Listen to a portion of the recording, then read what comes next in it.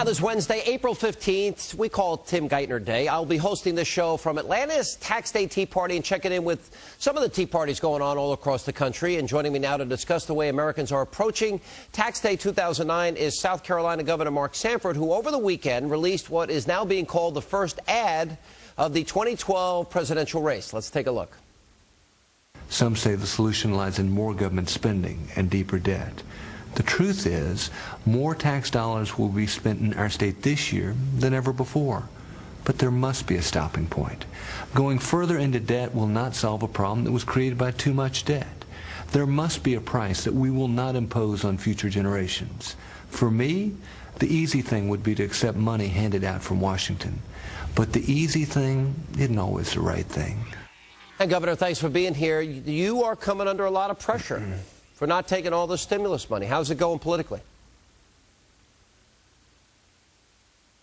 We're surviving it just fine. I think that there is this silent majority, if you want to call it that very much fits with these tea parties that are sort of self-generating around the country, because a lot of people are genuinely frustrated and concerned about the stimulus and its size, and a lot of people are very concerned about the size of government and the way that it continues to be growing here over the last couple months and the last couple years. I've noticed that they're trying to politicize this. You still have some relatively high unemployment in South Carolina, and people say, well, why shouldn't we take this money? What is your answer back to them?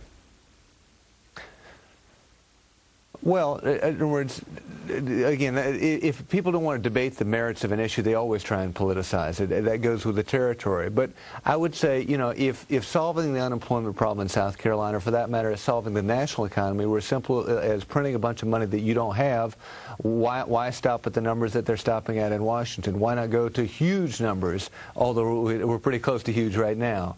And so I think that if you look at the example of Japan in the 1990s, I think if you look at a whole host of economic examples, both in this country and outside of this country over time, that method doesn't work. If printing money that you don't have was the way to economic success, Zimbabwe would be a rich place, and it's not. Well, Governor, look, I agree with you, and I think there are times that if you want to be a leader, you got to take a stand on principle.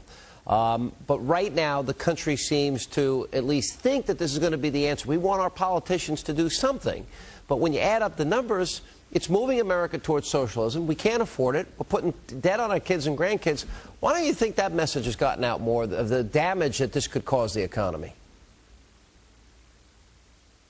I think that it's slowly seeping in, which is why we've been pushing it back as we have in our state, and why I think that those tea parties that are, you know, again, originating around the country are so important come April 15th. You know, if you look at the numbers, they're absolutely frightening. I mean, you think about the deficit this year, which is looking at 12% of GDP. That's a number 3 and 4 times anything that we've seen in the past. If you look at the president's budget, it is close to 28% of GDP. You know, that's, again, nothing like anything that we've seen since we were fighting for our country's existence back in World War II against Nazi aggression and Japanese imperialism. And so, you know, these numbers are insane. You look at the notion of doubling the national debt over the next 10 years, frightening implications for the value of the dollar, and frightening implications for, I think, the economy going forward. It's actually tripling of it. And 10% of Americans pay 73% of the tax bill. We almost are at the point where 50% of people in this country don't pay anything. So why would they ever vote for any party that's going to ever, you know, put a tax on them when they feel they're going to get something for free?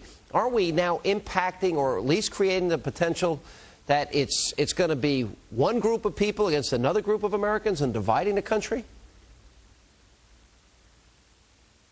There's certainly that possibility, but the reason that I'm fighting back as I am, and while a whole host of others are fighting back across this country, is there is that silent majority out there that has a lot more common sense than people will give them credit.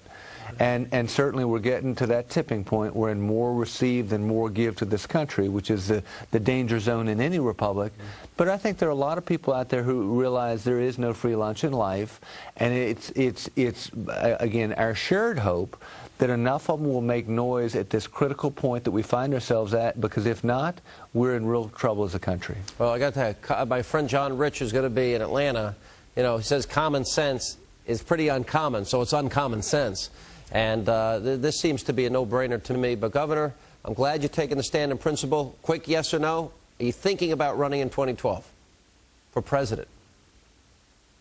No, again, everybody wants to talk about that rather than, again, the merits or demerits of what's going on with the stimulus. We've gotten into a significant fight because we think at the end of the day, Governor, if we take it all, we end up $744 million in the whole 24 months from now. Thank you, Governor. Appreciate it. And that is all the time we have left this evening. Now, don't forget the big Tax Day Tea Party show. We will be in Atlanta 2 nights from tonight. Wednesday night, I will be hosting the show from Atlanta at the Gold Dome, the state capitol, where one of the dozens of Tea Party protests will be going on that evening. We've got Newt Gingrich, we got Mike Huckabee, Bortz, Rick and Bubba. John Rich will be performing and the Atlanta show. And by the way, it's free. You can come on down. We'd love to see you. And this Wednesday night, 9 o'clock. And that is all the time we have left this evening. Thank you for being with us. Stay tuned. Greta's up next. She goes on the record. See you here tomorrow night. Tonight, how about our Navy SEALs? 3 shots, 3 moving targets, and 3 bullseyes, all in a split second.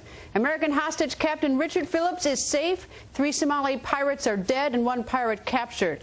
Now here's the captain's wife for the first time since her husband's rescue. I just want to thank you for allowing us to come out here in front of like this and make our statement as a